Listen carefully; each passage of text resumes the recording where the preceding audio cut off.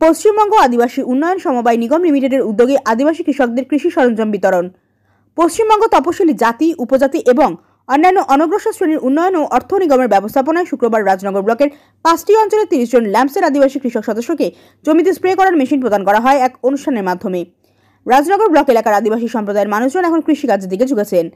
তারা যেন ঠিকঠাকভাবে চাষ করতে পারেন, ফসল সুরক্ষা রাখতে পারেন, সেই লক্ষ্যেই মূলত ব্যাটারি চালিত এই স্প্রে মেশিন প্রদান বলে জানা যাচ্ছে।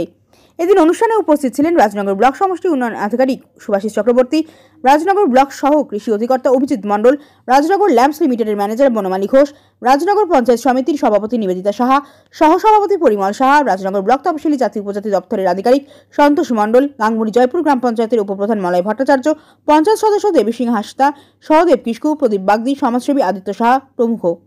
রাজনগর থেকে শেখ রিয়াসউদ্দিনের রিপোর্ট, বীরভূম নিউজ।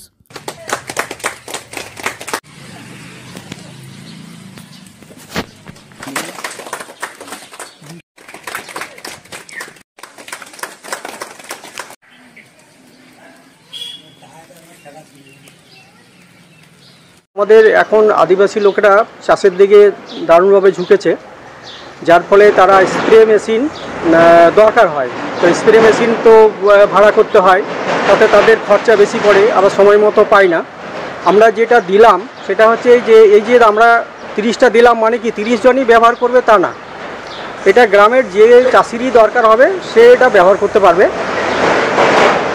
এবং তার সুবিধা হবে এইটাই যে তাকে অন্য কোথাও যেতে হবে না, অন্য গ্রামে যেতে হবে না, সেই গ্রামে তার কাছ থেকে নিয়ে সে স্প্রে মেশিনটা ব্যবহার করতে পারবে। মেশিনটা বিশেষত্ব আছে এই মেশিনটা হচ্ছে যে দুটো ব্যাটারি দিয়ে চালিত এবং হ্যান্ডেল নয়।